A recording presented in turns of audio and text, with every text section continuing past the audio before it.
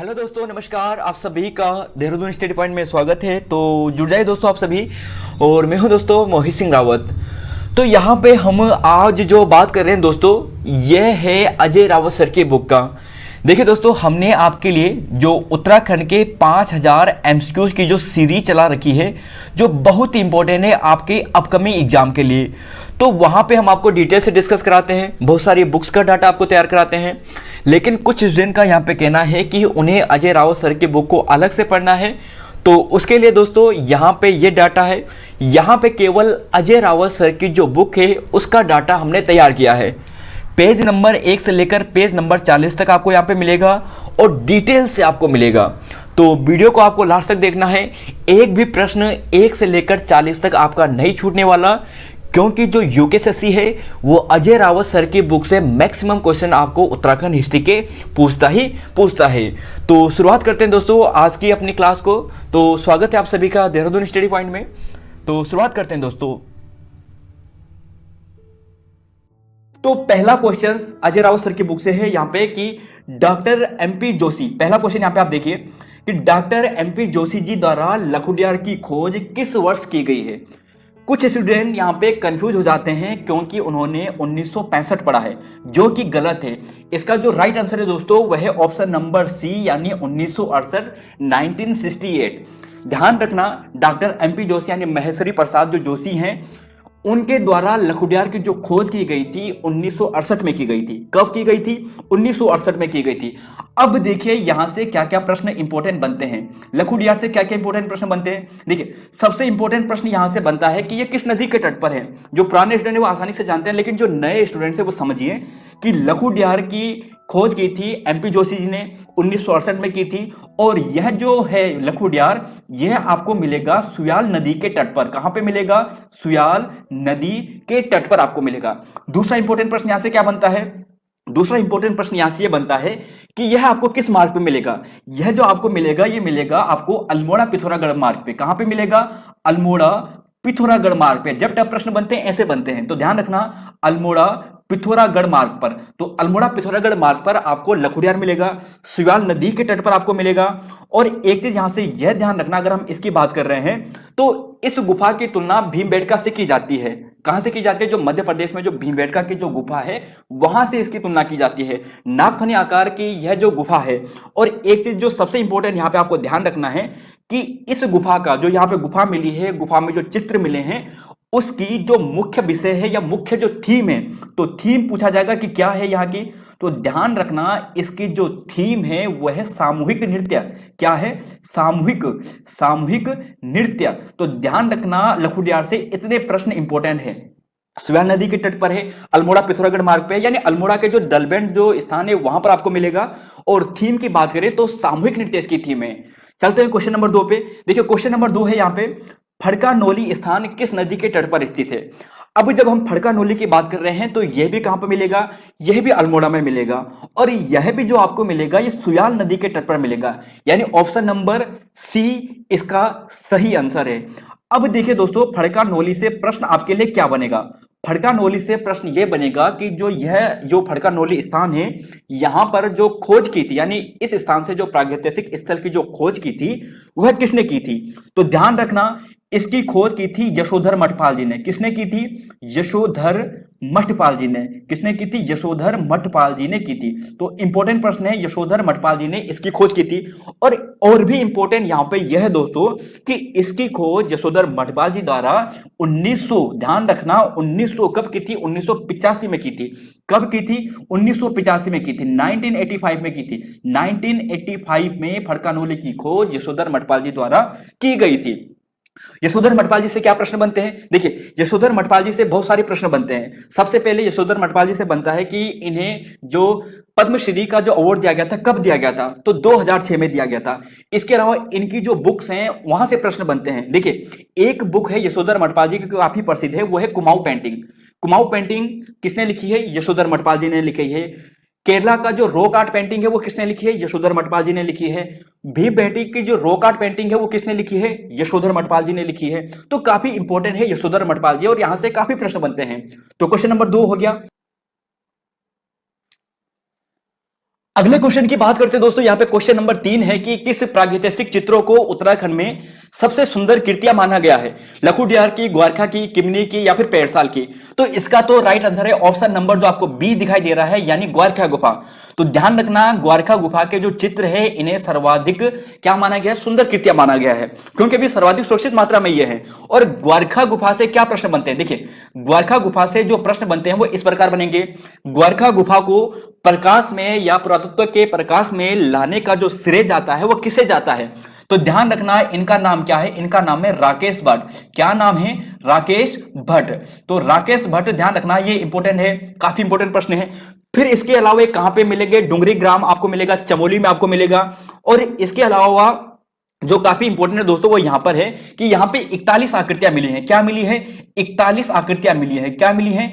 41 आकृतियां प्राप्त हमें यहां से हुई हैं। और एक चीज यहां पे अगर आपको पूछा जाए कि यहां की थीम क्या थी, तो इसकी जो थीम थी वो ध्यान रखना है, जो पशुओं को हांका देना, पशुओं को हांका देना, इस जो यहां पे गुफा है इसकी थीम थी। यानी यहां के जो चित्र है उनकी ये थीम थी। क्या है थीम? क्या है? पशुओं को हांका देना, पशुओं को हांका देना, पशुओं को हांका देना। तो पशुओं को हांका देना इसका क्या है? थीम है। तो ध्यान रखना दोस्तों, काफी इंपॉर्टेंट है और यही प्रश्न आपको पूछे जाएंगे। बात करते हैं क्वेश्चन नंबर 4 पे।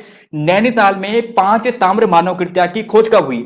नैनीताल में, देखिए, नैनीताल में जो 5 ताम्र मानव कृतियां की जो खोज हुई थी वो हुई थी 1999 में। कब हुई थी? 1999, यानी ऑप्शन नंबर सी है। और यहीं पर बनकोट पूछा जाता तो 89 में चले जाते। बनकोट कहां पर है? पिथौरागढ़ में है। तो क्वेश्चन नंबर 4 ये हो गया। क्वेश्चन नंबर 5 है कि प्रसिद्ध चंद्रेश्वर मंदिर स्थित है। बहुत प्रसिद्ध मंदिर है और यह इंपॉर्टेंट क्यों है? क्योंकि प्रागैतिहासिक से संबंधित है। और इसकी बात करें तो यह आपको अल्मोड़ा में मिलेगा। अल्मोड़ा में कहां पर मिलेगा? अल्मोड़ा में जो आपको द्वारहाट जो मंदिर है, कहां पर है? द्वारहाट। तो द्वारहाट में आपको मिलेगा। तो अल्मोड़ा के द्वारहाट में आपको मिलेगा। और इंपॉर्टेंट क्यों है? देखिए दोस्तों, यहां पे जब हमें जो यहां पे मंदिर है, यानी चंद्रेश्वर मंदिर के आसपास वाले जो क्षेत्र में, वहां पे हमें क्या मिले हैं? कप मार्क्स मिले हैं। 12 समांतर लाइनों में हमें कप मार्क्स मिले हैं। कप मार्क्स यानी ओखली मिली है, जो प्रागैतिहासिक स्थल की होती है, जैसे ओखली होती है जिसमें कूटने का काम करते हैं, वो हमें यहां से प्राप्त हुई हैं, प्रागैतिहासिक काल की हैं। तो ध्यान रखना, 12 समांतर जो कर्म में जो ओखलियां हमें प्राप्त हुए हैं, कप मार्क्स हमें प्राप्त हुए हैं, वो चंद्रेश्वर से हुए हैं। चंद्रेश्वर मंदिर, द्वारहाट, अल्मोड़ा। तो क्वेश्चन नंबर 5 का ये हो गया। अगले क्वेश्चन की बात करते हैं। देखिए, क्वेश्चन नंबर 6 है, नोलाग्राम से 73 कप मार्क्स की खोज की थी। अब नोलाग्राम, सबसे पहले तो नोलाग्राम कहां है? देखिए दोस्तों, मैक्सिमम जो प्रागैतिहासिक जो आपको स्थल मिलने वाले हैं वो आपको अल्मोड़ा में मिलेंगे। तो नोलाग्राम भी आपको कहां पे मिलेगा? ये अल्मोड़ा में मिलेगा। अब इस ग्राम में 73 कप मार्क्स की खोज किसने की थी? यशवंत कटोच, यशोधर मठपाल, यज्ञधर शर्मा या शिव प्रसाद डबराल? तो इसका राइट आंसर है यशोधर मठपाल। किसने की थी? यशोधर मठपाल। और देखिए दोस्तों, यशोधर मठपाल जी से क्या प्रश्न बनते हैं अभी हमने पहले डिस्कस किए थे। इसके अलावा जैसे अभी हमने डिस्कस किया था, एक था फड़कानोली, किया था ना पीछे डिस्कस। क्या डिस्कस किया था? फड़कानोली डिस्कस किया था। फड़कानोली से हमने क्या देखा था? फड़कानोली जो चित्र है वो कहां पर है, जो गुफाएं कहां पे? शिवाल नदी के तट पर है। और इसकी जो खोज की थी यशोधर मठपाल जी द्वारा कब की गई थी? तो वही की गई थी 1985 में की गई थी। कब की गई थी? 1985 में की गई थी। फिर जो पेड़साल है ये भी आपको अल्मोड़ा में ही मिलेगा। और इस पेड़साल की जो खोज की थी ये की थी 1989 में की थी, यशोधर मठपाल जी के ही द्वारा की गई थी। तो ये इंपॉर्टेंट ध्यान रखना। किताबें हमने क्या डिस्कस की थी? किताबें हमने डिस्कस की थी, एक भीमबेटका पर जो पेंटिंग है वो लिखी थी यशोधर मठपाल जी ने, यानी रॉक आर्ट ऑफ भीमबेटका, कुछ ऐसा नाम था। इसके अलावा जो केरला की जो रॉक आर्ट पेंटिंग है वो भी यशोधर मठपाल जी ने लिखी है। इसके अलावा जो काफी इंपॉर्टेंट है, आप सभी जानते हैं, जो लोक संस्कृति संग्रहालय है 1983 में जिसकी स्थापना हुई थी, जो नैनीताल भीमताल में है, इसकी स्थापना भी यशोधर मठपाल जी ने की थी। तो यशोधर मठपाल जी एग्जाम की दृष्टि से बहुत ही इंपॉर्टेंट है। अब बात करते हैं क्वेश्चन नंबर 7। पश्चिम नयार घाटी में कप मार्क्स की खोज किसने की थी? पश्चिमी नयार, देखिए पश्चिमी नयार की जब हम बात कर रहे हैं तो आप सभी जानते हैं पश्चिमी नयार से सीधा नाम आता है सतपुली। तो इसकी जो खोज की थी वो की थी ऑप्शन नंबर जो ए है यशवंत कटोच जी ने। तो इसका राइट आंसर हो गया ऑप्शन ए यशवंत कटोच। अब देखिए दोस्तों, नयार नदी से कुछ इंपॉर्टेंट प्रश्न बनते हैं। क्या इंपॉर्टेंट प्रश्न बनता है? देखिए, यह जो स्थान है इस स्थान का नाम है दूधातोली। क्या स्थान है? दूधातोली। जो कहां पे आपको मिलेगा? यह स्थान आपको मिलने वाला है पौड़ी गढ़वाल, चमोली और अल्मोड़ा के बॉर्डर पर। दूधातोली मिल गया। दूधातोली से एक नदी निकलती है जिसका नाम क्या है? इसका नाम है पश्चिमी नयार। क्या नाम है? पश्चिमी नयार। यही नदी है पश्चिमी नयार, ठीक है। और यहीं से इसके पूरब से एक और नदी निकलती है जिसका नाम क्या है? इसका नाम है पूर्वी नयार। क्या नाम है? पूर्वी नयार। तो ये दोनों नदी निकल गई और यह जो दोनों नदी है यहां पर एक संगम बना देती है। किस स्थान पर? सतपुली में। सतपुली में अपना क्या बनाती है? संगम बना देती है। लेकिन सतपुली में नहीं बनाती, सतपुली का जो बांगड़ नामक स्थान है, कहां पर? बांगड़। बांगड़, तो बांगड़ नामक स्थान पर यह अपना संगम बनाती है। सतपुली पूछा जाए तो सतपुली आपको पूर्वी नयार पे यहां पे मिलेगा। सतपुली से थोड़ा आगे है बांगड़, वहां पे अपना संगम बनाती है। और फिर इसके बाद यह नदी आगे बढ़ती है और जो गंगा नदी आ रही है, मुख्य गंगा नदी ऊपर से, यानी यहां से जो ऊपर गंगा नदी आ रही है, यहां पे ब्यास घाट नामक स्थान पर अपना संगम गंगा नदी से बना देती है। तो गंगा नदी से संबंधित या फिर पश्चिमी नयार से संबंधित बातें ये थी। अब बात करते हैं क्वेश्चन नंबर 8 और यह है कि बहादुराबाद में उत्खनन का कार्य किसने कराया? बहादुराबाद में उत्खनन का जो कार्य कराया है वो कराया है जो यज्ञदत्त शर्मा जी हैं, यानी ऑप्शन नंबर ए इसका सही है। ऑप्शन नंबर ए, बहादुराबाद में उत्खनन का कार्य किसने कराया? यज्ञदत्त शर्मा ने कराया। किसने कराया? यज्ञदत्त शर्मा ने कराया। तो देखिए दोस्तों, यहां से एक प्रश्न ये बनता है कि यज्ञदत्त शर्मा द्वारा बहादुराबाद का उत्खनन का कार्य कब कराया गया? तो ध्यान रखना, जो तिथि आती है ये आती है 1952-53। 1952-53 में उत्खनन का कार्य कराया था यज्ञदत्त शर्मा जी ने। तो ध्यान रखना 1952-53 में ये तिथि आती है। और वैसे खोज 1951 में हो गई थी यहाँ पे जो प्राप्त वगैरह है। फिर बाद में जो यज्ञदत्त शर्मा जी हैं पुरातत्वविद, उन्होंने यहाँ पे उत्खनन का कार्य कराया था। तो क्वेश्चन नंबर 8 ये हो गया। बात करते हैं क्वेश्चन नंबर 9 पे। मलारी ग्राम से समाधान की खोज की गई थी। मलारी ग्राम, मलारी ग्राम कहां पर है? देखिए चमोली में है। इसकी खोज कब की गई थी?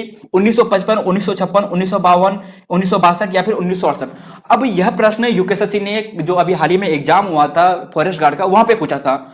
और इसका राइट आंसर क्या है? ऑप्शन नंबर जो बी आपको दिखाई दे रहा है 1956, यही इसका सही है। ध्यान रखना, यहां पर जो समाधान की जो खोज का श्रेय जाता है वो जाता है शिव प्रसाद डबराल जी को। शिव प्रसाद डबराल जी को। तो शिव प्रसाद डबराल जी को, यानी इसका श्रेय जाता है। फिर इसके बाद यहां से एक प्रश्न और क्या बनता है? देखिए 1956 में तो खोज कर दी शिव प्रसाद डबराल जी ने। अब जब शिव प्रसाद डबराल जी ने खोज कर दी, फिर उसके बाद जो गढ़वाल विश्वविद्यालय है, गढ़वाल विश्वविद्यालय, यानी अगर हेमंती नंदन बहुगुणा विश्वविद्यालय की बात करते हैं, गढ़वाल विश्वविद्यालय, तो उन्होंने यहां पे उत्खनन का कार्य दोबारा कराया। कब कब कराया? 1983 में कराया। फिर कब कराया? 2000, ध्यान रखना 2001 में भी करवाया था। तो यह तिथि काफी इंपॉर्टेंट है और कई बार पूछी जाती है। तो 2001 और 2001 और 1983 में। फिर दोस्तों एक चीज यहां पे इंपॉर्टेंट क्या है, यह जो हमें जो मलारी ग्राम से समाधान हमें प्राप्त हुआ है, यहां से हमें जब एक हमारे पास जैसे यहां पे क्या हुआ, हमें सब प्राप्त हुआ, तो जो यहां पे कंकाल था इसके मुकुट के यानी मुख के सामने हमें क्या मिला है? एक सोने का जो मुकुट मिला है, सोने का मुकुट, सोने का मुकुट। तो सोने का मुकुट हमें कहां से प्राप्त हुआ है? यहां से प्राप्त हुआ है। कितना है? 5.2 केजी इसका भार है। और यह मलारी ग्राम एक ऐसा स्थान है जहां पर जो सब हमें प्राप्त हुए हैं ये पहाड़ से प्राप्त हुए हैं, यानी पहाड़, यानी ये प्रकार का पहाड़ है और पहाड़ को खोदा गया है, फिर सब के लिए जगह बनाई गई है और फिर सब यहां पे दफनाए गए हैं। तो यह कुछ इस प्रकार है मलारी ग्राम का। क्वेश्चन नंबर 9 ये हो गया। क्वेश्चन नंबर 10, सांड्रा बसेड़ी ग्राम कहां है? सांड्रा बसेड़ी ग्राम, देखिए अगर आपको ऑप्शन नहीं आते, किसी भी ऐसा हो सकता है कि आपको क्वेश्चंस ना आते हो सकता है ऑप्शन आपको नहीं आ रहे, तो एक ऑप्शन को आप क्लिक करना, वह ऑप्शन नंबर जो बी है अल्मोड़ा। क्योंकि मैक्सिमम प्रागैतिहासिक जो स्थल आपको मिलेंगे वो अल्मोड़ा में मिलेंगे। कब? जब आपको समझ में आए कि ऑप्शन कौन सा चूज करना है, आपको नहीं आता तो तुक्के के रूप में आप अल्मोड़ा मान सकते हैं, क्योंकि सबसे ज्यादा यही मिलता है। तो सांड्रा बसेड़ी ग्राम अल्मोड़ा में मिला है और यहां पर भी हमें सब मिले हैं शिष्ट व अन्य बल के टाइप के। तो क्वेश्चन नंबर 10 का ये हो गया। तो देखिए दोस्तों, अगर आप इस हिसाब से पढ़ते चलोगे ना, जैसे कि हम यहाँ पे आपको डिस्कस करा रहे हैं, इतने इंपॉर्टेंट क्वेश्चंस हैं, सभी इंपॉर्टेंट क्वेश्चंस हैं, एक से बढ़कर एक है। अगर आप इन्हें नोट डाउन करते हो तो ध्यान रखना दोस्तों कि आपको यही क्वेश्चंस एग्जाम में देखने को मिलेंगे, क्योंकि बहुत मेहनत के बाद हम यहाँ पे आपके सामने रखते हैं। तो देखिए दोस्तों, क्वेश्चन नंबर 11 पे डिस्कस करते हैं और अजय रावत सर की बुक से डिस्कस कर रहे हैं। 5 पेज तक हमने कल डिस्कस कर दिया था, आज 5 पेज से आगे डिस्कस करते हैं। क्वेश्चन नंबर 11 है दोस्तों कि किस ग्रंथ में यह बताया गया है कि वाक देवी का निवास स्थान बद्रिकाश्रम है? तो वैसे हमने कल भी थोड़ा डिस्कस कर लिया था और इसका जो राइट आंसर है दोस्तों वह है कौस्तिकी ब्राह्मण। क्या है? कौस्तिकी ब्राह्मण। अब दोस्तों यहां पे मैं कुछ थोड़ा आपको कुछ इंपॉर्टेंट पॉइंट लिखाना चाहूंगा, वो आप जरूर लिखें। अक्सर ऐसे प्रश्न आपको पूछ ले जाएंगे। अगर उत्तराखंड में ना पूछे जाए तो आपको जो हिस्ट्री का जो पोर्शन है, जीएस वाला जो पोर्शन है, वहां पे पूछ सकते हैं। तो देखिए, आप सभी जानते हैं कि वेद कितने हैं हमारे? 4 वेद हैं। तो कौन कौन से? जैसे क्या है? एक है ऋग्वेद। क्या है? ऋग्वेद। दूसरा कौन सा है? एक है यजुर्वेद। क्या है? यजुर्वेद। तीसरा कौन सा है? सामवेद। सामवेद। और एक चौथा है लास्ट, वो कौन सा है? अथर्ववेद। ठीक है, तो ये 4 वेद आप सभी जानते हैं, ऋग्वेद, यजुर्वेद, सामवेद और अथर्ववेद। लेकिन इंपॉर्टेंट दोस्तों यहां पे यह है कि इनका जो ब्राह्मण ग्रंथ है कौन कौन सा है, वह आपको पूछेंगे। तो ध्यान रखना, जैसे यह है किस ग्रंथ में ये बताया गया है? कौशिकी ग्रंथ। ये कौशिकी ब्राह्मण ग्रंथ है, और यह जो कौशिकी जो ब्राह्मण ग्रंथ है ये ऋग्वेद का है। किसका है? ऋग्वेद का। तो यहां पे ध्यान रखना दोस्तों, जो कौशिकी आपको दिखाई दे रहा है, कौशिकी यानी कौशिकी जो यहाँ पे है, कौशिकी जो ब्राह्मण ग्रंथ है, कौशिकी हो गया। इसके अलावा एक नाम और आता है, उसका नाम है ऐतरेय। क्या है? ऐतरेय। तो कौशिकी और ऐतरेय जो ब्राह्मण ग्रंथ है ये किसके हैं? ऋग्वेद के हैं। ठीक है, यजुर्वेद का कौन सा है? देखिए, यजुर्वेद के हैं वह है शतपथ। क्या है? शतपथ। तो पूछा जाएगा कि शतपथ ब्राह्मण ग्रंथ किसका है? यजुर्वेद का है जी। शतपथ के अलावा एक नाम और ध्यान रखना है, वो आपको रखना है तेतिरिया। क्या है? तेतिरिया। तो तेतिरिया ब्राह्मण ग्रंथ किसका है? यह भी यजुर्वेद का है। अथर्ववेद का आपको केवल एक ध्यान रखना है, वह है गोपथ ब्राह्मण ग्रंथ। क्या नाम है? गोपथ ब्राह्मण ग्रंथ। सिंपल प्रश्न बनेगा कि गोपथ किसका ब्राह्मण ग्रंथ है? गोपथ किस वेद का ब्राह्मण ग्रंथ है? तो अथर्ववेद का है। ठीक है, सामवेद की बात करें तो सामवेद में आते हैं पंचविश और षड्विश। क्या आते हैं?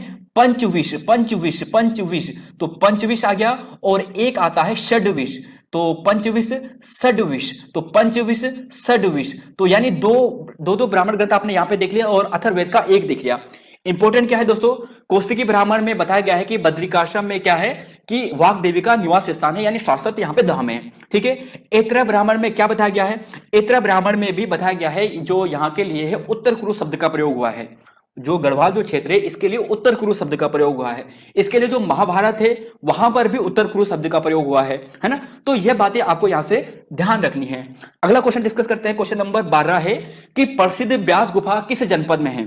रुद्रप्रयाग, टिहरी, चमोली या पौड़ी गढ़वाल। तो देखिए दोस्तों, गुफा से संबंधित प्रश्न भी यूपीएससी पूछता है, और गुफा के अगर इसके आंसर की बात करें तो यह है ऑप्शन नंबर जो सी आपको दिखाई दे रहा है, चमोली, इसका राइट आंसर है।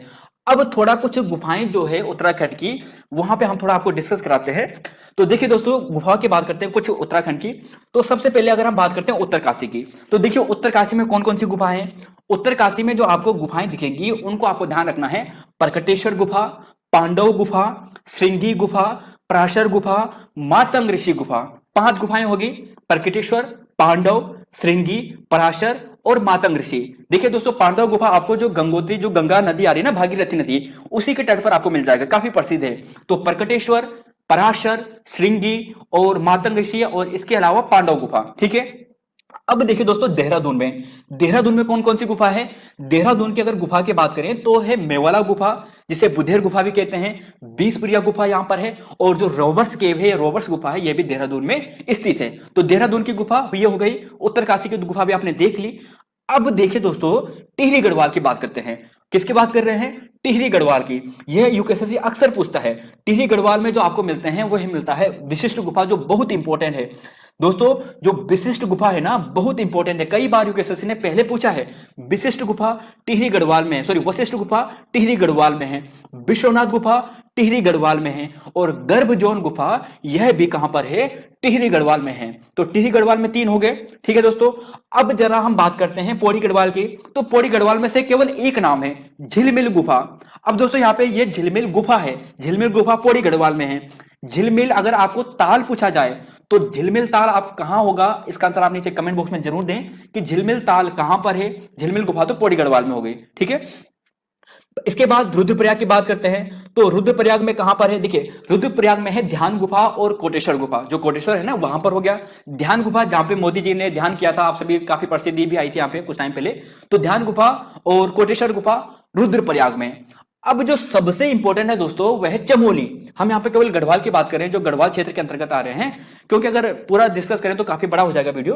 तो चमोली की बात करते हैं। देखिए, चमोली की अगर हम कुछ गुफाओं की बात करें तो वह है गरुड़ गुफा, गणेश गुफा, व्यास गुफा, स्कंद गुफा, मुचकुंद गुफा। देखिए दोस्तों, जो सचिवालय रक्षा का पेपर हुआ था वहां पे पूछा गया था कि मुचकुंद गुफा कहां पर है, मुचकुंद गुफा पूछा गया था, तो चमोली में है। स्कंद गुफा चमोली में है, व्यास गुफा, गणेश गुफा चमोली में है। इसके अलावा टिम्बरसैंड, मानेश्वर काफी प्रसिद्ध है क्योंकि बहुत ही लंबी गुफा है। हनुमान गुफा, राम गुफा, टिम्बरसैंड गुफा सभी चमोली में है। तो इन गुफाओं को दोस्तों जरूर याद करें, ये गुफाएं अक्सर आपको पूछी जा सकती है। अगले क्वेश्चन की बात करते हैं। क्वेश्चन नंबर यहाँ पे 13 है कि सभी तीर्थों का शिरोमणि किसे कहा गया है। तो बहुत से स्टूडेंट अगर पहली बार पढ़ेंगे तो सोचेंगे बद्रीनाथ को, तो इसका आंसर बद्रीनाथ गलत हो जाता। तो देखिए दोस्तों, महाभारत ग्रंथ में देवप्रयाग को सभी तीर्थों का शिरोमणि कहा गया है क्योंकि यहाँ पे भागीरथी और जो अलकनंदा नदी है वहां पे संगम होता है और यहीं से गंगा का निर्माण भी माना जाता है। तो सर्वाधिक जो पवित्र जगह मानी गई है या तीर्थों का जो शिरोमणि माना गया है वो देवप्रयाग को माना गया है। और यहीं पर अगर बात करें तो महाभारत ग्रंथ से हमें यह भी पता चलता है कि जो महर्षि वेदव्यास जी हैं उन्होंने षष्ठी लक्ष्य संहिता क्या लिखी थी, षष्ठी लक्ष्य संहिता। ध्यान रखता दोस्तों, यहां पे लिख लेता मैं, क्या है, षष्ठी, षष्ठी लक्ष्य, षष्ठी लक्ष्य। तो षष्ठी लक्ष्य संहिता, षष्ठी लक्ष्य संहिता किसने लिखी है, वेद व्यास जी ने लिखी है, वेद व्यास जी ने लिखी है। कहां पे लिखी है, यह लिखी है, यह पता चलता हमें महाभारत ग्रंथ से, और यह उन्होंने लिखी है बद्रिकाश्रम में। षष्ठी लक्ष्य संहिता किसने लिखी है, वेद व्यास जी ने लिखी है। तो क्वेश्चन नंबर 13 ये हो गया। क्वेश्चन नंबर 14 है, तो देखिए दोस्तों क्वेश्चन नंबर 14 है कि कालसी शिलालेख में किस लिपि का प्रयोग हुआ है, खरोष्टी, देवनागरी, नागरी या ब्राह्मी लिपि। तो दोस्तों इसका राइट आंसर क्या है, ब्राह्मी लिपि है। क्या है, ब्राह्मी लिपि है। क्या है, ब्राह्मी लिपि। तो ऑप्शन नंबर सी इसका राइट है। अब देखिए दोस्तों, जो यहाँ पे कालसी है, यहां से क्या प्रश्न बनते हैं। देखिए यह है कालसी शिलालेख के बारे में कुछ इंपॉर्टेंट बातें, आर्कोलॉजिकल सर्वे की वेबसाइट का पेज है कि देखिए कि 273 232 ईसा पूर्व मौर्य सम्राट वगैरह रहा था। इंपॉर्टेंट यहां पे यह है कि यहां पे जो आपको जॉन फॉरेस्ट दिखाई दे रहा है, वैसे आप सभी को मालूम होगा, फिर भी जो नए स्टूडेंट है, जॉन फॉरेस्ट द्वारा 1860 में, कब, 1860 में जो ये कालसी शिलालेख है इसकी खोज की थी या फिर इसको पढ़ा था, इसकी खोज की थी, यानी इसे प्रकाश में लाया था कौन, जॉन फॉरेस्ट। कब लाया था, 1860 में लाया था। इसकी भाषा क्या है, देखिए भाषा इसकी बात करें तो प्राकृत भाषा है और लिपि की बात करें तो ब्राह्मी लिपि है। ठीक है दोस्तों, प्राकृत भाषा ब्राह्मी लिपि, प्राकृत भाषा ब्राह्मी लिपि, पाली भाषा गलत हो जाएगा, प्राकृत सही रहेगा। और फिर दोस्तों यहाँ पे इंपोर्टेंट, यहाँ पे लास्ट में ये देख लेना कि यहाँ पर 5 यवन राजाओं के बारे में भी हमें जानकारी प्राप्त होती है। तो थोड़ा बहुत यह ध्यान रखना, आने वाले एग्जाम में आपको यहां से पूछा जाएगा। अगले क्वेश्चन की बात करते हैं। क्वेश्चन नंबर 15 है, अल्मोड़ा से प्राप्त कुनिंद मुद्रा से हमें कितने कुनिंद राजाओं के नाम मिलते हैं, 4, 8, 5 या 6। देखिए दोस्तों, अगर आप परीक्षा वाणी वगैरह पढ़ोगे तो आपको मिलेगा 4, क्योंकि वो थोड़ा अपडेटेड डाटा नहीं है। लेकिन अगर इसका राइट आंसर आप देखोगे तो ये मिलेगा आपको ऑप्शन नंबर जो सी दिखाई दे रहा है 8, यह बिल्कुल सही है। तो ध्यान रखना दोस्तों, क्या है इसका राइट आंसर, यह जो राइट आंसर है यह है क्वेश्चन नंबर जो 8 है, यह सही है, यानी ऑप्शन नंबर जो सी है यह बिल्कुल राइट है। तो ध्यान रखना, अल्मोड़ा से जो प्राप्त हमें यहाँ पे तो 8 कुलीन राजाओं के हमें यहाँ पे नाम मिलते हैं। अब कौन कौन से राजाओं के हमें नाम मिलते हैं, तो देखिए दोस्तों कौन कौन से राजा हैं, तो वह 8 राजाओं की बात करें तो एक का नाम है शिवदत्त। क्या नाम है, शिवदत्त। एक है शिवपालित, शिवदत्त, शिवपालित, शिवदत्त, शिवपालित। इसके अलावा एक चीज और ध्यान रखना, एक है शिव रक्षित। तो शिव शिव शिव हो गया, शिव रक्षित। तो 3 नाम यानी यहां पे हो गया, शिवदत्त, शिवपालित, शिव रक्षित। इसके अलावा नाम और क्या क्या है, इसके अलावा नाम है गोमित्र। क्या नाम है, गोमित्र। इसके अलावा नाम है आसेक। क्या नाम है, आसेक। इसके अलावा एक और काफी इंपॉर्टेंट नाम है जिसका नाम क्या है वो ध्यान रखना, विजय भूति। क्या नाम है, विजय भूति। और विजय भूति के बाद आपको ध्यान रखना है उसका नाम है म ग भ त सा, यानी टुकड़े टुकड़े में नाम दिया गया है, म ग भ त सा, म ग भ त सा। तो ये नाम है दोस्तों। तो इन 8 राजाओं का नाम हमें मिलता है, शिवदत्त, शिवपालित, शिवरक्षित, गोमित्र, आशेक, विजयभूति और म ग भ त सा। ठीक है, अब यहाँ पे पहले 4 कुनिंद मुद्राएं हमें प्राप्त हुई थी यानी अल्मोड़ा से, और उन्हें लंदन का जो संग्रहालय है वहां पे संरक्षित किया गया। फिर 54 मुद्राएं हमें प्राप्त हुई हैं। 54 मुद्राएं जो हमें प्राप्त हुई है वो हमें कतूरी घाटी से प्राप्त हुई है। और एक जो मुद्रा है दोस्तों यहाँ पे बोला जाता है, जो विजयभूति की मुद्रा है वह मुद्रा हमें गढ़वाल क्षेत्र से भी प्राप्त हुई है। ये तो अल्मोड़ा से यानी कुमाऊं क्षेत्र से है, विजयभूति की मुद्रा हमें गढ़वाल क्षेत्र से भी प्राप्त हुई है। तो इन बातों को आप जरूर ध्यान रखें। ठीक है। अच्छा दोस्तों, यहां पे कुड़िंद की बात करें तो कुड़िंद से एक प्रश्न अभी बना था, कहां पे, कुड़िंद से एक प्रश्न अभी बना था सचिवालय रक्षा का जो पेपर हुआ था अभी यहाँ पे, सॉरी जो सचिवालय का पेपर हुआ था अभी 2-4 मतलब 1 महीना पहले ही लगभग, तो वहां पे बना था कि कुड़िंदों की जो उपाधि है कौन सी थी। तो इनकी जो उपाधि है वह है द्विज श्रेष्ठ। क्या है? द्विज श्रेष्ठ। तो ध्यान रखना, द्विज श्रेष्ठ किसे कहा जाता है? कुड़िंदों का कहा जाता है। तो द्विज श्रेष्ठ ये है, शिव धर्म को मानने वाले थे, यानी शिव धर्मावलंबी थे। और उत्तराखंड की प्रथम राजनीतिक शक्ति भी कौन थे? वो कुड़िंद थे। क्वेश्चन नंबर 15 हो गया। अब बात करते हैं क्वेश्चन नंबर 16 की। निम्न में से किस स्थान से कुषाण मुद्रा की हमें प्राप्ति नहीं हुई है? देखिए, सुमानी, वीरभद्र, मोरध्वज, और दोस्तों यहां पे ऑप्शन नंबर डी थोड़ा मिस हो गया, यहां पे मैं अपने आप लिख लेता हूं इसे। तो यहां पे लिख लेता मैं गो विषाण। क्या लिख लेता हूं? गो विषाण। तो कहां से हमें प्राप्त नहीं हुई है आप बताओ जरा। तो क्वेश्चन नंबर 16 का क्या होगा? तो दोस्तों जो ऑप्शन नंबर ए आपको दिखाई दे रहा है, ए सुमानी, यहां से हमें प्राप्त नहीं हुई है। कुषाण मुद्रा हमें 3 जगह से प्राप्त हुई है, मोरध्वज से, वीरभद्र से, गोविषाण से। गोविषाण का मतलब ये हो गया काशीपुर। क्या हो गया? काशीपुर। जो काशीपुर वाला जो क्षेत्र है ना, वो हो गया काशीपुर। मोरध्वज किसे कहते हैं? मोरध्वज यानी कोटद्वार वाला क्षेत्र, कोट द्वार वाला क्षेत्र। ठीक है। और वीरभद्र की बात करें तो ये ऋषिकेश वाला जो क्षेत्र है, ऋषिकेश वाला जो क्षेत्र है। तो इन 3 जगह से हमें कुषाण मुद्राएं प्राप्त हुई है। ठीक है। अब दोस्तों कुषाण की बात करें तो कुषाण से हमें यहां पे ध्यान रखना है, जो गोविषाण है, यहां से हमें जो वासुदेव राजा है, वासुदेव, वासुदेव कौन है? वासुदेव, देखिए दोस्तों, वासुदेव है जो कुषाण जो वंश है इसका अंतिम राजा है। कुषाण वंश का अंतिम राजा कौन है? वासुदेव है। वासुदेव की हमें यहां से गोविषाण से 3 स्वर्ण मुद्रा प्राप्त हुई हैं। 3 स्वर्ण मुद्रा कहां से? यहां से। तो 3 स्वर्ण मुद्रा हमें प्राप्त हुई हैं कहां से? गोविषाण से। तो ध्यान रखना, ये चीजें काफी इंपॉर्टेंट है, आपको पूछी जा सकती है। और कुषाण वंश एक ऐसा वंश है जिसने सबसे ज्यादा जो शुद्ध रूप से स्वर्ण सिक्के चलाने का काम किया था। तो कुषाण वंश से ये हो गया।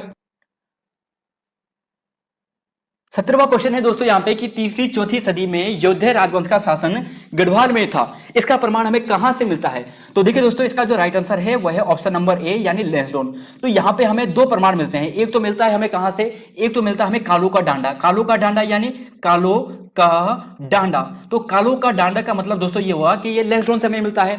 और दूसरा आपको ध्यान रखना है जोनसार भाबर क्षेत्र से, जोनसार भाबर क्षेत्र से, जोनसार भाबर क्षेत्र से। तो जोनसार भाबर क्षेत्र, कालो का डांडा इन लैंसडौन, यहां से हमें यौधेय राजवंश का पता चलता है। यौधेय जो राजवंश था ये राजस्थान, पंजाब, हरियाणा यहां पे मुख्यतः राज करता था, लेकिन इसका कुछ जो पार्ट था बाद में यहां पर भी आया था गढ़वाल क्षेत्र में। तो ये हो गया। राजा सीलवर्मन, यहां से एक प्रश्न बना था अभी हाल ही में। राजा सीलवर्मन द्वारा यमुना नदी के तट पर 4 अश्वमेध यज्ञ कराए गए हैं। किसने कराए हैं? राजा सीलवर्मन ने। अब यह जो राजा सीलवर्मन था ये किस वंश से संबंधित था? देखिए दोस्तों, अगर आप परीक्षा वाणी पढ़ते हो तो परीक्षा वाणी में आपको यौधेय वंश भी मिलता है। ध्यान रखना, यौधेय वंश भी मिलता है, कुड़िंद वंश भी मिलता है। लेकिन अगर आप डॉक्टर अजय रावत सर की बुक पढ़ोगे तब आपको पता चलेगा कि जो ऑप्शन नंबर जो सी है, युगसेल का गोत्रीय वंश, यह इसका सही है। तो ध्यान रखना, काफी इंपॉर्टेंट है ये। और यहां से प्रश्न क्या बनते हैं? देखिए, यहां पर जो जगत ग्राम है बाड़वाला देहरादून जनपद में, यहां से क्या मिले हैं? हमें ईंटें प्राप्त हुई हैं। और यहीं पर पता चलता है कि राजा सीलवर्मन ने 4 अश्वमेध यज्ञ कराए थे। और यहाँ पे जो ये वेदिकाएं हैं, यानी जो यहाँ पे वेदिकाएं हैं, ब्राह्मी लिपि में लिखी गई है और कुछ संस्कृत भाषा में भी लिखी गई हैं। तो जगत ग्राम बाड़वाला देहरादून जनपद में है, राजा सीलवर्मन से संबंधित है। क्वेश्चन नंबर 19 से लाखा मंडल से प्राप्त रानी ईश्वरा का जो अभिलेख है वो हमें कितने राजाओं का नाम हमें पता चलता है? तो राजाओं की बात करें तो हमें 12 राजाओं का पता चलता है, 11 पीढ़ी 12 राजाओं का नाम पता चलता है। और लाखा मंडल की बात करें जो रानी ईश्वरा है, यहां से हमें यह भी पता चलता है कि इनकी जो राजधानी थी वो कहां पर थी? सिंहपुर थी, जो लाखा मंडल के आसपास ही रहा होगा। क्वेश्चन नंबर 20 है, और यही प्रश्न दोस्तों यूपीएससी ने पूछा था कि गोपेश्वर त्रिशूल लेख किस नाग राजा का है। यहां पे जो पूछा था उसकी काल का समय पूछा था, यानी कौन से समय का था। यहां पे अब आपको यह ध्यान रखना है कि गोपेश्वर जो त्रिशूल लेख है किस नाग राजा का था। तो देखिए, ये गणपति नाग राजा का था। और इन चारों राजाओं का नाम इस लेख में हमें मिलता है। किनका? विभु नाग का, स्कंद नाग का, गणपति नाग का, अंशु नाग का।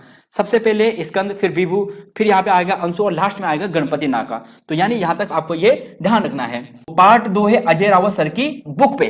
ठीक है। क्वेश्चन नंबर 11 है, कार्तिकेय राजवंश का संस्थापक या कत्यूरी राजवंश का जो संस्थापक राजा है वो कौन है? यहां पे कार्तिकेय लिखा है, कार्तिकेयपुर वाला। तो ऑप्शन है आपके पास बसंत देव, ललित सूर्यदेव, आसंती देव या अमोघ भूति। दोस्तों इसका आंसर आप जरूर दें, इसका आंसर क्या होगा? तो इसका जो राइट आंसर है दोस्तों वह ऑप्शन नंबर आपको जो ए दिखाई दे रहा है, बसंत देव।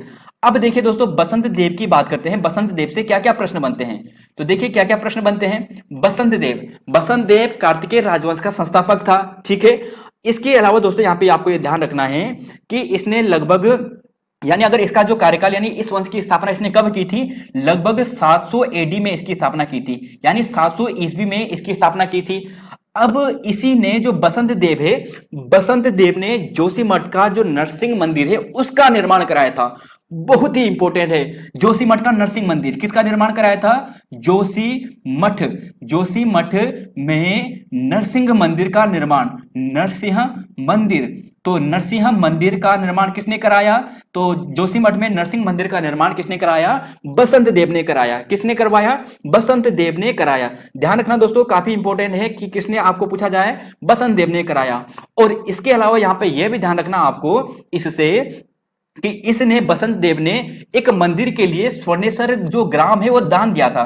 स्वर्णेश्वर, स्वर्णेश्वर, तो स्वर्णेश्वर ग्राम इसने दान दिया था बागेश्वर के लेख से हमें पता चलता है कि बसंत देव ने स्वर्णेश्वर नामक ग्राम एक मंदिर के लिए दिया था दान, यानी दान दिया था इसने। तो क्वेश्चन नंबर 11 का दोस्तों ये हो गया। क्वेश्चन नंबर 12 है। क्वेश्चन नंबर 12 इंपोर्टेंट क्यों है दोस्तों? देखिए, तारीख ए मुबारक शाही के लेखक कौन है? तारीख ए मुबारक शाही के जो लेखक है वो आपको मिलेंगे ऑप्शन नंबर बी, बिल्कुल गलत है, ऑप्शन नंबर ए इसका सही है। देखिए, जो तारीख ए मुबारक शाही है, इसलिए दोस्तों इंपॉर्टेंट है क्योंकि इस जो किताब है, जो तारीख ए मुबारक शाही जो किताब है, इसमें हमें कुमाऊं शब्द का पता चलता है, यानी कुमाऊं का प्रयोग का हमें पता चलता है। और यह जो किताब है किसने लिखी थी? अहमद सरहिंदी ने लिखी थी। और यहां पे क्या बताया था? यहां पे बताया था कि फिरोज शाह ने कटिहार के जो विद्रोही सरदार थे खड़कू सिंह, उसके दमन करने के लिए गया था, लेकिन खड़गू सिंह ने कुमाऊं में प्रवेश किया और अपनी जान बचाई थी, यानी यहां से भाग गया था। खैर ये हमें इंपोर्टेंट है कि यहां पे भाग गया था, नहीं भाग गया था। इंपोर्टेंट यहां पे ये है कि तारीख ए मुबारक शाही में कुमाऊं शब्द का प्रयोग हुआ है। तो क्वेश्चन नंबर 12 किसने लिखी है? तारीख ए मुबारक शाही अहमद सरहिंदी ने लिखी है। उनका पूरा नाम क्या था? उनका नाम था याह्या बिन अहमद सरहिंदी। ठीक है, क्वेश्चन नंबर 12 ये हो गया।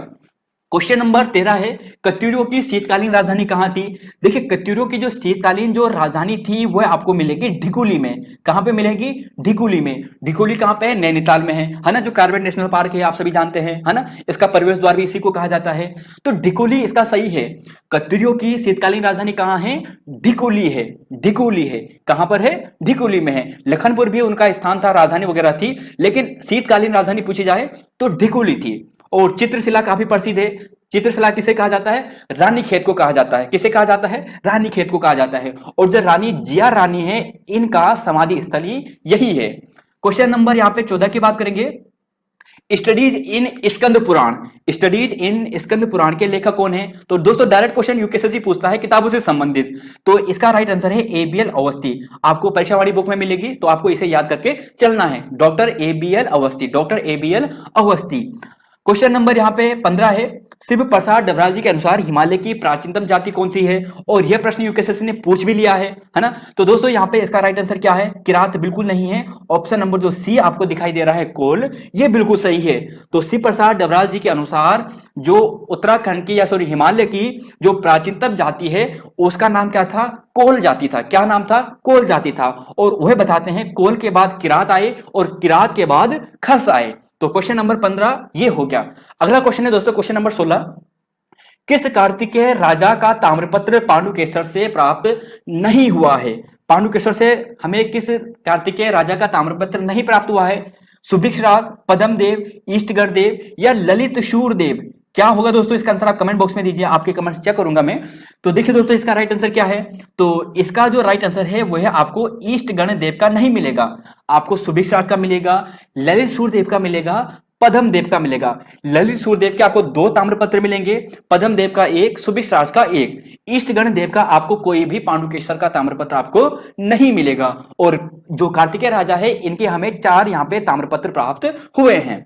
क्वेश्चन नंबर यहाँ पे 17 है, सरोलादित्य वंश का अंतिम शासक कौन है? देखिए, सरोलादित्य वंश का जो अंतिम शासक है उसका नाम क्या है?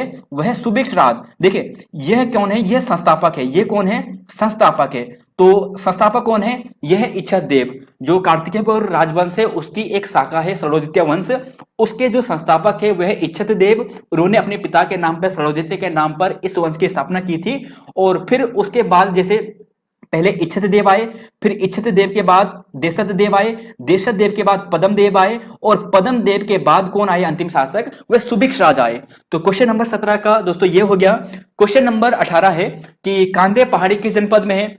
अब कांदेव पहाड़ी, क्योंकि कांदेव जो पहाड़ी है वो आपको मिलेगी चंपावत में। Option number B. क्यों इंपॉर्टेंट है? क्योंकि कामदेव यानी कुर्म से आया है नाम। कामदेव यानी जो पहाड़ी है, यहां पर जो भगवान विष्णु जी है उन्होंने कुर्म रूप में यानी कछुआ रूप में यहां पे क्या किया था? तप किया था, तपस्या की थी, और उन्हीं के नाम पर बाद में कुर्म शब्द पड़ा। कुर्म से कुर्मांचल बना, यानी और फिर कुमाऊं शब्द आया। तो क्वेश्चन नंबर 18 का ऑप्शन नंबर बी चंपावत है। ठीक है दोस्तों, क्वेश्चन नंबर 18 यहां पे हो गया है। अब देखिए दोस्तों, क्वेश्चन नंबर यहां पे है 19। पौरव वर्मन वंश की राजधानी है। पौरव वर्मन वंश की राजधानी क्या है? लखनपुर, ब्रह्मपुर, गोविशाण या स्त्री राज्य? लखनपुर, ब्रह्मपुर, गोविशाण या स्त्री राज्य? देखिए, स्त्री राज्य यहां पे नहीं है। उत्तराखंड में स्त्री राज्य जरूर था, लेकिन इसकी राजधानी नहीं थी। लखनपुर कत्यूरों की राजधानी रही थी। गोविशाण यानी यहां पे इससे कोई संबंध नहीं है। ब्रह्मपुर इसका राइट आंसर है। क्या है इसका राइट आंसर? ब्रह्मपुर। आपको ध्यान रखना है, ब्रह्मपुर क्या है इसका राइट आंसर है। तो पौरव वर्मन वंश की राजधानी कहां है? ब्रह्मपुर है। अब देखिए दोस्तों, यहां पे एक चीज ध्यान रखना है, जब हम पौरव वर्मन वंश की बात करते हैं, किसकी बात कर रहे हैं? पौरव वर्मन वंश की। तो पौरव वर्मन वंश के हमें क्या मिलता है? ताम्रलेख मिलता है। और इन ताम्रलेख का नाम क्या है? इन ताम्रलेख का नाम है तालेश्वर ताम्रपत्र। क्या नाम है? तालेश्वर ताम्रपत्र। तालेश्वर ताम्रपत्र क्यों इंपॉर्टेंट है? इंपॉर्टेंट दोस्तों ये इसलिए है क्योंकि जो तालेश्वर जो ताम्रपत्र है उत्तराखंड का सबसे प्राचीन ताम्रपत्र है। ध्यान रखना, सबसे प्राचीन ताम्रपत्र कौन सा है? यह पौरव वर्मन वंश का तालेश्वर के हैं। तो ध्यान रखना, तालेश्वर का है। 5वीं-6ठी सदी का माना जाता है। 5वीं से 6ठी सदी का यह माना जाता है। 5वीं से 6ठी सदी का यह ताम्रपत्र माना जाता है। तो क्वेश्चन नंबर 19 का यानी यह हो गया। इसकी लेख की बात करें, देखिए दोस्तों, अगर इसमें लेख की बात करें तो संस्कृत भाषा और ब्राह्मी लिपि का प्रयोग हुआ है। ब्राह्मी लिपि, ब्राह्मी लिपि, तो ब्राह्मी लिपि का प्रयोग हुआ है। संस्कृत भाषा का यहाँ पे प्रयोग हुआ है, संस्कृत भाषा, तो संस्कृत भाषा का प्रयोग हुआ है। ब्राह्मी लिपि का यहाँ पे प्रयोग हुआ है। और यहाँ पे 4 राजाओं का हमें नाम मिलता है। 4 पौरव राजाओं का नाम मिलता है। पहला कौन है? पहला राजा का नाम है विष्णुवर्मन। क्या नाम है? विष्णुवर्मन। तो ध्यान रखना, किन किन राजाओं का नाम हमें तालेश्वर से मिलता है? विष्णुवर्मन का मिलता है। विष्णुवर्मन के बाद जो हमें दूसरा नाम मिलता है उनका नाम है वृषवर्मन। क्या नाम है? वृषवर्मन। तो ध्यान रखना, वृषवर्मन हो गया, विष्णुवर्मन, वृषवर्मन। तीसरे नाम है, आपको ध्यान रखना है, अग्निवर्मन। क्या है? अग्निवर्मन, अग्निवर्मन। और जो चौथा नाम है वो लास्ट है, वह है द्विजवर्मन। क्या नाम है? द्विजवर्मन। तो इन 4 राजाओं का नाम हमें तालेश्वर ताम्रपत्र से मिलता है ना। और विष्णुवर्मन और द्विजवर्मन के हमें यहाँ पे क्या मिलते हैं? ताम्रलेख मिलते हैं। देखिए दोस्तों, इन सब में अगर हम बात करें तो जैसे ये अग्निवर्मन है, ये सर्वाधिक शक्तिशाली राजा था, क्योंकि इसके आगे श्री की उपाधि मिलती है। तो सर्वाधिक शक्तिशाली कौन था? अग्निवर्मन था। खैर, क्वेश्चन नंबर 19 से ये हो गया। क्वेश्चन नंबर 20 है, वहनसांग का यात्रा वृत्तांत का नाम क्या है? मोयोलू, पोलो की मोपोलो, सी यू की, या फिर की ऊ पी स्वांगना। तो ये चाइनीज नाम है। और अगर इसका आंसर की बात करें दोस्तों तो इसका राइट आंसर क्या है? यह ऑप्शन नंबर सी यानी सी यू की इसका सही है। ठीक है, अगर यहां पे आपको मोयोलू पूछा जाता तो मोयोलू जो नाम है वो किसका है? आप कमेंट बॉक्स में दीजिए। देखिए दोस्तों, कमेंट बॉक्स में आप इसका आंसर दीजिए। मोयोलू किसका नाम है? मोयोलू नाम है हरिद्वार का। किसका नाम है? हरिद्वार का। पोलो की मोपोलो किसका नाम है? यह जो नाम मिलेगा आपको ध्यान रखना है, जो पोमोलो यह है ब्रह्मपुर का। किसका नाम है? ब्रह्मपुर का। तो ब्रह्मपुर का चाइनीज नाम क्या है जो वहनसांग ने दिया था? ये दिया था पोलो कीमो पोलो। ठीक है, सीओकी की बात करें तो यह है वहनसांग की यात्रा वृत्तांत का नाम। मोयोलू हरिद्वार का नाम है। और की ओ पी स्वांगना की बात करें तो अगर आप ये ध्यान रखने हैं तो इसका नाम क्या है? गोविशाण। क्या है? गोविशाण। तो दोस्तों यहां तक ये हो गया। वहनसांग किसके काल में आया था? वहनसांग जो आया था ये हर्षवर्धन के काल में आया था। और हर्षवर्धन के काल में उसने ये बताया था कि हर्षवर्धन का जो साम्राज्य था यहां तक भी था, गढ़वाल क्षेत्र तक भी था, है ना। तो क्वेश्चन नंबर यहां तक ये हो गया। अच्छा दोस्तों, एक कंफ्यूज होता है बहुत से स्टूडेंट में, पुराने स्टूडेंट उन्हें तो नहीं होगा। एक है फाइयान। क्या नाम है? फाइयान। फाहियान। अब देखिए स्टूडेंट कंफ्यूज कर जाते हैं कि फाहियान किसके दरबार में आया था, वैनसांग किसके दरबार में आया था। देखिए वैनसांग की बात करते हैं तो ये आया था हर्षवर्धन के दरबार में। किसके दरबार में आया था, हर्षवर्धन के दरबार में आया था। और फाहियान की बात करें तो ये चंद्रगुप्त सेकंड के दरबार में आया था। चंद्रगुप्त सेकंड के दरबार में यह आया था। तो दोस्तों यहाँ पे अजय रावत सर की बुक का यहाँ पे ये हो गया, और हमने page number Ajay Rawat sir की 13 से लेकर 21 तक हमने कंप्लीट कर लिया है। इसे कर रहे हैं डॉक्टर अजय रावत सर की बुक से। तो पेज नंबर 22 से लेकर 30 तक हम यहाँ पे डिस्कस करेंगे। पेज नंबर 22 से लेकर पेज नंबर 30 तक तो अजय रावत सर की बुक से करते हैं, पार्ट 1 है। और पहला क्वेश्चन है, देखिए पहला क्वेश्चन है कि कार्तिकेय पूर्व जो राजा हैं उनके हमें 8 अभिलेख प्राप्त हुए हैं। इन राजाओं की जो अभिलेख है इनमें किस लिपि का प्रयोग किया गया है, खरोष्टी, कुटिला, देवनागरी या फिर रंजना। आप इसका आंसर कमेंट बॉक्स में दीजिए, आपका कमेंट यहां पे हम चेक करेंगे दोस्तों। खरोष्टी लिपि, कुटिला लिपि, देवनागरी लिपि या फिर रंजना लिपि। तो ऑप्शन नंबर जो आपको बी दिखाई दे रहा है वह बिल्कुल सही है। तो कार्तिकेयपुर राजाओं के हमें 8 अभिलेख प्राप्त हुए हैं, जैसे सुभिक्ष राज के प्राप्त हुए हैं, ललित सूर्यदेव के हमें 2 अभिलेख प्राप्त हुए हैं, पद्मदेव के हमें प्राप्त हुए हैं, त्रिभुवन राज के हमें प्राप्त हुए हैं। तो इनके जो हमें 8 अभिलेख प्राप्त हुए हैं इनमें कुटिला लिपि का प्रयोग किया गया है। क्वेश्चन नंबर 2, कत्यूरी काल में सेना का विभाजन कितने भाग में किया गया है। बहुत इंपॉर्टेंट प्रश्न है दोस्तों यूपीएससी के एग्जाम की दृष्टि से, और इसका राइट आंसर क्या होगा, 2, 3, 4 या फिर 5। क्या इसका राइट आंसर होगा, आप कमेंट बॉक्स में इसका आंसर दीजिए, 2, 4, 3 या फिर 5। तो देखिए दोस्तों इसका जो राइट आंसर है यह है ऑप्शन नंबर बी यानी 4। अब यहां पे दोस्तों एक चीज देखिए कि जो सेना है कत्यूरी शासन काल में, यह जो 4 भाग है वो कौन कौन से हैं। देखिए ये 4 जो भाग हैं यह है पदातिक, अश्वरोही, गजारोही और उष्ट्रोही। कितने भाग हो गए, 4 हो गए, पदातिक, अश्वरोही, गजारोही और उष्ट्रोही। अब यहां पे एक चीज देखिए कि जो पदातिक है उसे गोलमिक भी कहते हैं, और अश्वरोही जो है यहां पे उसका जो प्रमुख होता था उसे अश्वबलाधिकृत। और यहां पे जो आपको तीसरा पॉइंट दिखाई दे रहा है गजारोही, देखिए गजा का मतलब हाथी, तो हस्ती बलाधिकृत जो इसका क्या होता था, प्रमुख होता था। और ऐसे ही होता था उष्ट्रोही, उष्ट्रोही होता था, इसका जो प्रमुख होता था वो होता था उष्ट्र बलाधिकृत। तो ध्यान रखना उष्ट्र बलाधिकृत इसका सही है। और फिर यहां पे दोस्तों आगे बात करते हैं, जैसे कि यहां पे है लास्ट ध्यान रखना है कि जो तीनों आरोही सेना है, तीनों आरोही सेना, इसका जो सर्वोच्च अधिकारी होता था उसे क्या कहते थे, उसे कहते थे हस्य सवोष्ट्राधिबलीकृत। तो ध्यान रखना हस्य सवो राष्ट्र बलाधिकृत। तो देखिए दोस्तों काफी इंपॉर्टेंट है क्वेश्चन नंबर 2। और अब बात करते हैं क्वेश्चन नंबर 3 पे कि कत्यूरी काल में जो गुप्तचर विभाग है इसका जो सबसे बड़ा अधिकारी होता था उसे क्या कहते थे, दंडपाशी कहते थे, दोष प्राधिकृत कहते थे, दुशाध्य साधनी कहते थे या फिर प्रांतपाल कहते थे। तो इसका राइट आंसर क्या होगा, आप कमेंट बॉक्स में आंसर दीजिए, इसका राइट आंसर क्या होगा, दंडपाशिक, प्रांतपाल या दुशाध्य साधनी। तो देखिए दोस्तों आपको ध्यान रखना है जो ऑप्शन नंबर आपको सी दिखाई दे रहा है दुशाध्य साधनिक, जो गुप्तचर विभाग है उसका जो प्रमुख होता था, प्रमुख सेना अधिकारी है उसका, उसे कहते थे दुशाध्य साधनिक, दुशाध्य साधनिक। तो अब बात करते हैं क्वेश्चन नंबर 4 पे। क्वेश्चन नंबर 4 है कि निम्न में से कौन सी उपाधि कत्यूरी नहीं रखा करते थे। ऑप्शन कौन कौन से हैं, कलिक, कलु, मातंग शूदन, गिरिराज, द्विज श्रेष्ठ या फिर चक्र चूड़ामणि। अब देखिए दोस्तों यहाँ पे जो ऑप्शन आपको डी दिखाई दे रहा है चक्र चूड़ामणि, यह प्रश्न यूपीएससी ने पूछा है कि चक्र चूड़ामणि किसकी उपाधि थी, तो वह कत्यूरियों की थी।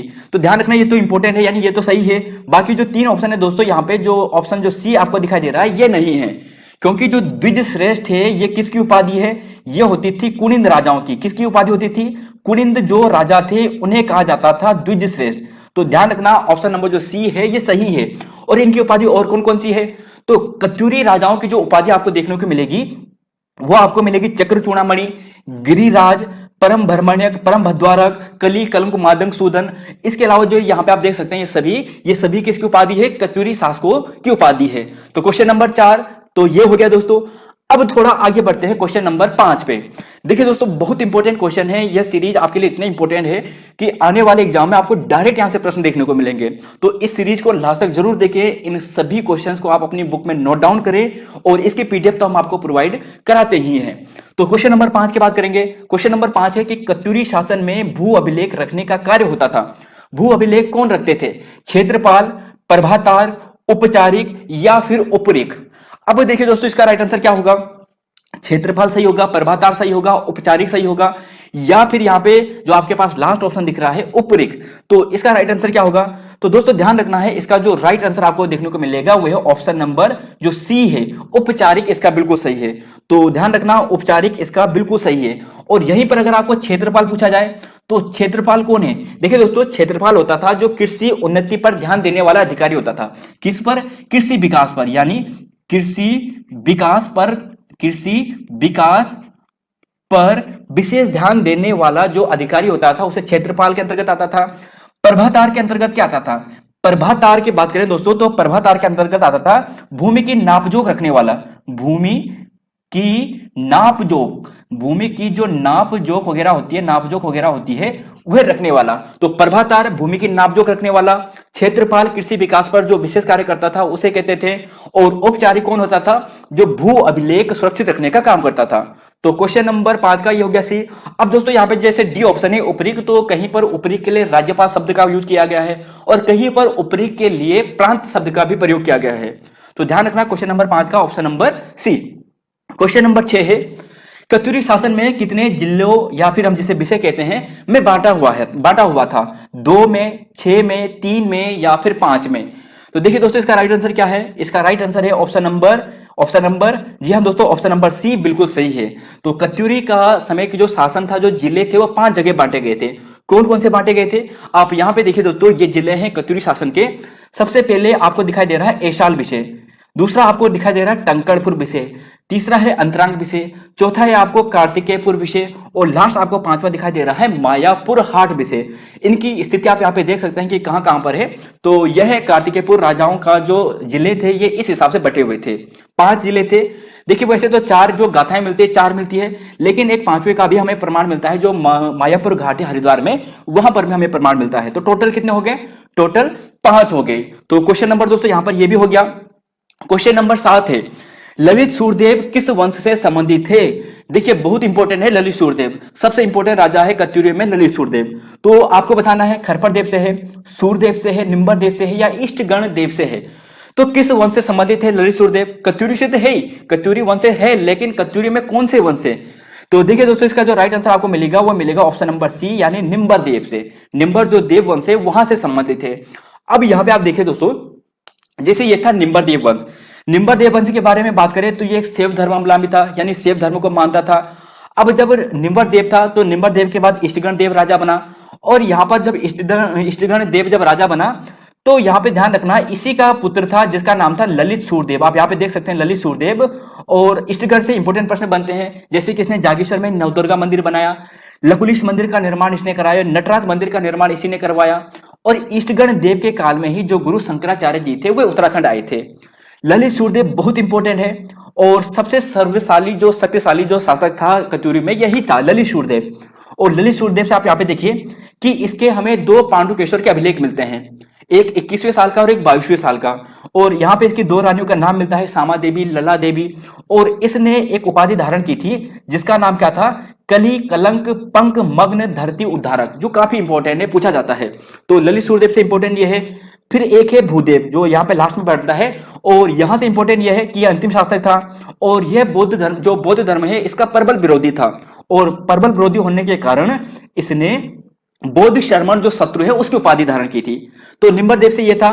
अब देखिए दोस्तों, क्वेश्चन नंबर 8 पे डिस्कस करते हैं, और क्वेश्चन नंबर 8 है, कत्यूरी ताम्र लेखों के आधार पर सिद्ध होता है कि सबसे शक्तिशाली राजा कौन था? तो यह भी हमने डिस्कस किया और इसका राइट आंसर है ऑप्शन नंबर सी, यानी ललित सूर्यदेव। कौन है? ललित सूर्यदेव। 21वें 22वें साल का हमें इसका जो अभिलेख है मिलता है, और पांडुकेश्वर से इसके हमें 2 अभिलेख मिलते हैं। ललित सूर्यदेव का निम्बर वंश से संबंधित है। फिर यहाँ पे क्वेश्चन नंबर यहाँ पे 9 है, और एक चीज अभी और देखा हमने ललित सूर्यदेव से कि इसने क्या ली थी, एक उपाधि ली थी जिसका नाम क्या था? कली कलंक पंक मग्न धरती उद्धारक। तो ध्यान रखना यहाँ पर ये काफी इंपॉर्टेंट है। क्वेश्चन नंबर दोस्तों 9 है यहाँ पे कि नदी घाटों में जो आवागमन की सुविधा करना, उस पर जो टैक्स वसूलने का काम करना है, फिर वहीं पर जो संदिग्ध व्यक्ति की पहचान करना, ये किसका कार्य होता था? तो देखिए दोस्तों, इसका जो राइट आंसर है ये ऑप्शन नंबर सी, यानी नरपति इसका राइट आंसर है। देखो वर्मपाल की बात करें, इसका कार्य भी जो होता था, यानी ये वर्मपाल होता था, इसका काम भी कुछ ऐसा ही होता था, व्यक्तियों पर निगरानी करना। लेकिन यह जो नरपति है निगरानी का कार्य करता था, नदी घाटों में आवागमन की सुविधा भी करता था, और वहीं पर टैक्स भी वसूलने का काम करता था। और फिर यहीं पर प्रांतपाल की बात करें तो प्रांतपाल कौन होता था? प्रांतपाल की बात करें तो इसका काम होता था जो सीमाएं होती थी यानी जो बॉर्डर होती थी उसकी सुरक्षा करना, यानी सीमाओं की सुरक्षा करने का कार्य होता था। सीमाओं की सुरक्षा करने का कार्य, सीमाओं की सुरक्षा का कार्य होता था। तो सीमाओं की सुरक्षा करने का कार्य किसका? प्रांतपाल का। घटपाल का क्या होता था? घटपाल का होता था ये घट यानी घटपाल यानी ये होता था गिरिद्वारों का रक्षक। क्या होता था? गिरिद्वार, यानी जो यहाँ पे बॉर्डर वगैरह होते थे वहां पर जो अगर कोई आते थे गिरिद्वार से यानी जो दर्रे से होकर आते थे उन पे सुरक्षा का कार्य इसका होता था। तो ध्यान रखना, गिरिद्वारों का जो रक्षक होता था वो घटपाल के अंतर्गत आता था। प्रांतपाल सीमाओं का रक्षा करता था। वर्णपाल की बात करें निगरानी का काम करता था। और नरपति की बात करें तो नदी घाटों में इसके बहुत सारे कार्य होते थे। नदी घाटों में आवागमन की सुविधा करना, वहीं पर कर वसूलना और वहीं पर जो संदिग्ध व्यक्ति होते थे उनकी पहचान करना। तो क्वेश्चन नंबर 9 ये हो गया। अगला क्वेश्चन है क्वेश्चन नंबर 10 कि किस कार्तिकेय शासक के काल में पाल वंश के राजा धर्मपाल ने आक्रमण किया था? तो देखिए दोस्तों इसका राइट आंसर क्या होगा? तो ध्यान रखना दोस्तों, इसका जो राइट आंसर है वह है त्रिभुवन राज। ऑप्शन नंबर ए बिल्कुल सही है। अब यहाँ पे दोस्तों, यहाँ पे देखिए आप कि जैसे यहाँ पर हमने जैसे कत्यूरी शासक के बारे में डिटेल डिस्कस किया था, तो एक आता है खरपर देव वंश यानी खरपर देव वंश। और खरपर देव वंश का संस्थापक कौन है? खरपर देव ही है। खरपर देव के बाद यानी कौन राजा बना? कल्याण देव बना यानी कल्याण राज बना, फिर त्रिभुवन राज बना। और इसी के काल में, त्रिभुवन राज के काल में, हमें कहां से पता चलता है कि बालेश्वर लेख से पता चलता है कि ये अंतिम शासक था। और इसी के शासन काल में जो धर्मपाल है, बंगाल का जो पाल वंश का शासक, इसने गढ़वाल पर आक्रमण किया। और संभवतः इसी आक्रमण में जो ये त्रिभुवन राज है इसकी क्या हो जाती है? मृत्यु हो जाती है। तो क्वेश्चन नंबर दोस्तों 21 है कि report on Kumaon and Garhwal पुस्तक के लेखक कौन है? तो इसके लेखक कौन है? आप कमेंट बॉक्स में आंसर दीजिए।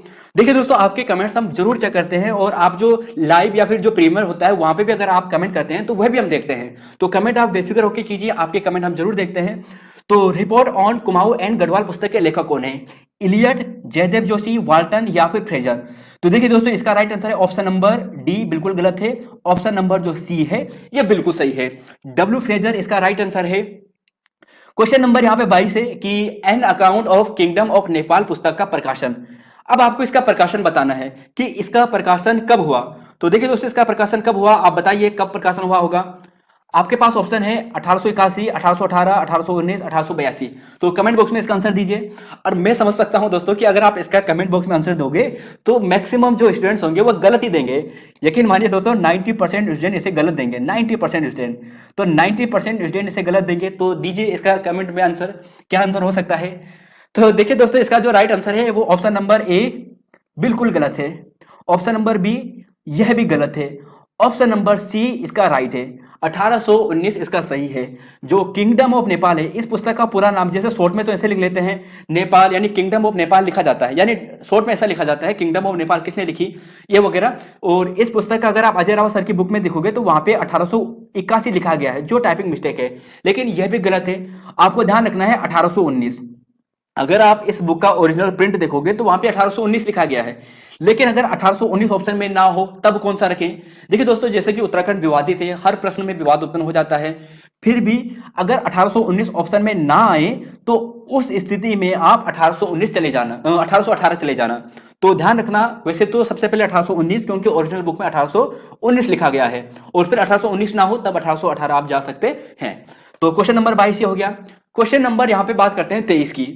सुयो का किला किसने बनाया था? अब देखिए दोस्तों, सुयो का किला, तो ऑप्शन है बसंत, कल्याण, सोम या फिर आसंती। तो इसका राइट आंसर क्या होगा? कमेंट बॉक्स में आंसर दीजिए। बसंत, कल्याण, सोम या फिर आसंती। तो आसंती बिल्कुल गलत है, बसंत देवी बिल्कुल गलत है, सोमचंद बिल्कुल सही है। तो सोमचंद ने इस किले का निर्माण कराया था। क्वेश्चन नंबर यहाँ पे है, क्वेश्चन नंबर है यहाँ पे क्रांचल देव का ताम्रपत्र। तो क्रांचल देव का ताम्रपत्र कब का है? तो इसका राइट आंसर क्या होगा? तो देखिए दोस्तों, क्रांचल देव की बात करें तो ये है 1191 का। ऑप्शन नंबर ए आप यहाँ पे देख सकते हैं डिटेल से कि बीरचंद को अशोक चल का समकालीन माना जाता है, माना जाता है। और इसी के समय अशोक चल ने क्या किया था? आक्रमण किया था। और अशोक चल का हमें गोपेश्वर से, कहां से लेख मिलता है? गोपेश्वर से मिलता है। गोपेश्वर का जो त्रिशूल लेख है वहीं पे इसे मिलता है। और यह कब का है? 1191 ईस्वी का है। यूकेपीएससी ने भी पूछा था, यूकेएसएससी ने भी कई बार पूछा है। तो 1191 अशोक चल, क्रांचल देव से कंफ्यूज मत होना। क्वेश्चन नंबर 25 है कि सोमचंद की चाराल में कौन सा शामिल नहीं था? अब सोमचंद ने चाराल की नियुक्ति की थी, यानी सोमचंद ने जब एक बार किला बनाया था, जैसे सुयो का किला का निर्माण कराया उसने, जिसे राजभुंगा का किले भी कहते हैं। और इस किले के चारों ओर इसने क्या लगाए थे? 4 किलेदार नियुक्त कराए थे। उन 4 किलेदार में, जिसे हम चाराल कहते हैं, कौन सा नहीं था? बोरा, तड़ागी, कार्की या फिर मेहरा? तो देखिए दोस्तों, यहाँ पे ऑप्शन नंबर जो सी है ये नहीं है, मेहरा बिल्कुल गलत है। क्योंकि अगर आप यहाँ पे देखोगे तो कार्की हो गया, तड़ागी हो गया, बोरा हो गया और चौधरी हो गया, इन चारों की नियुक्ति की थी। यानी 4 किले इसने चारों ओर बनाए थे छोटे छोटे, और यहाँ पे इन चारों की नियुक्ति की थी। और इसके अलावा जो यहाँ पे जो मेहरा थे, इसके अलावा फरत्याल भी होते थे। मेहरा और फरत्याल, मेहरा और फरत्याल सैनिक में प्रमुख होते थे। और मेहरा की बात करें तो ये कहां पे निवास करते थे? ये कोटागढ़ में रहते थे। कहां पे रहते थे? कोटागढ़ में रहते थे। कोटागढ़ में, कोटागढ़ में। तो कोटागढ़ में कौन रहते थे? मेहरा रहते थे। और फरत्याल की बात करें, फरत्याल की, तो ये कहां पे रहते थे? ये रहते थे डुंगरी में। ध्यान रखना, डुंगरी नामक स्थान पे। तो ध्यान रखना, चंपावत में ही होगा। तो क्वेश्चन नंबर 25 का ये हो गया। क्वेश्चन नंबर 26 है। तो देखिए दोस्तों, यहां पे हमने दोनों रख दिए हैं जिससे कि आप कंफ्यूज ना हो। अभी आपने पढ़ा था अशोक चल के बारे में, और अशोक चल को आपने देखा था गोपेश्वर से। तो इसका मतलब गोपेश्वर तो यहाँ पे बिल्कुल सही नहीं होगा, द्वारहट भी नहीं है। तो ऑप्शन नंबर जो आपको सी दिखाई दे रहा है, बालेश्वर मंदिर, ये बिल्कुल सही है। बालेश्वर से ताम्रपत्र हमें प्राप्त हुआ है, किसका? क्रांचल देव का। और कब का है? यह है 1223 ईस्वी का। कब का है? 1223 ईस्वी का। तो क्वेश्चन नंबर 26 ये हो गया। क्वेश्चन नंबर 27 है कि किस चंद शासक को बिलासी राजा बताया गया है? तो बिलासी राजा किसे बताया गया है? आत्मचंद को, वीर चंद को, बीणा चंद को या संसार चंद को? तो बिलासी कौन है? यह ऑप्शन नंबर सी, बीणा चंद। कौन है? बीणा चंद। तो क्वेश्चन नंबर दोस्तों 7 ये हो गया है। तो यहां तक दोस्तों डिस्कस हो चुका है। अगले क्वेश्चन की बात करते हैं। क्वेश्चन नंबर यहाँ पे 28 है। देखिए दोस्तों, बहुत इंपॉर्टेंट सीरीज है, हम हर बार कहते हैं, क्योंकि काफी इंपॉर्टेंट है, क्योंकि हम काफी मेहनत के बाद ये सीरीज आपके सामने रखते हैं, और बहुत इंपॉर्टेंट है आने वाले एग्जाम के लिए। उत्तराखंड के जो 40 क्वेश्चन होते हैं ना, 40 क्वेश्चन में से आपको 30 से 35 क्वेश्चन इसी सीरीज से देखने को मिलेंगे। तो इस सीरीज को कंटिन्यू जरूर करें, बहुत हेल्प आपको आने वाले एग्जाम में मिलने वाली है, चाहे फॉरेस्ट गार्ड का हो या फिर पुलिस या फिर बंदी रक्षक का। खैर, यहाँ पे बात करते हैं क्वेश्चन नंबर 28। क्वेश्चन नंबर 228 है कि निम्न चंद राजाओं का सही कर्म क्या है? तो आपको इन सभी राजाओं का सही कर्म बताना है कि इनका जो सही कर्म है वो क्या है। जैसे ऑप्शन है आत्मचंद, संसार चंद, पूर्णचंद, इंद्रचंद। तो देखिए दोस्तों, इसका जो राइट आंसर है वह है ऑप्शन नंबर जो आपको बी दिखाई दे रहा है, वो बिल्कुल सही है। यानी सबसे पहले आत्मचंद, फिर पूर्णचंद, फिर इंद्रचंद, और फिर उसके बाद संसार चंद। तो ध्यान रखना, आत्म, पूर्ण, इंद्र और संसार चंद। तो क्वेश्चन नंबर 28 का ऑप्शन नंबर बी राइट है। क्वेश्चन नंबर 29 की बात करते हैं। तोहर चंद कौन से कर्म का चंद शासक था? तोहर चंद के बारे में बताने, 25वां शासक था, 17 था, 20वां था या 23वां था? तो इसका आंसर क्या होगा दोस्तों? आप कमेंट बॉक्स में आंसर दीजिए। तो देखिए दोस्तों, इसका जो राइट आंसर है यह ऑप्शन नंबर बी, यानी 23वां शासक था। और थोहर चंद की बात करें तो थोहर चंद को जो चंद वंश का अगर संस्थापक कौन मानते हैं, तो एक तो मानता है हर्षदेव जोशी। कौन मानता है? हर्षदेव जोशी जी। तो हर्षदेव जोशी जी मानते हैं। इसके अलावा जो फ्रांसीसी हैमिल्टन है, ध्यान रखना, फ्रांसीसी हैमिल्टन, तो फ्रांसीसी जो हैमिल्टन है वह भी यह मानते हैं। अब देखिए दोस्तों, फ्रांसीसी हैमिल्टन के बारे में थोड़ा डिस्कस कराना भूल गए थे।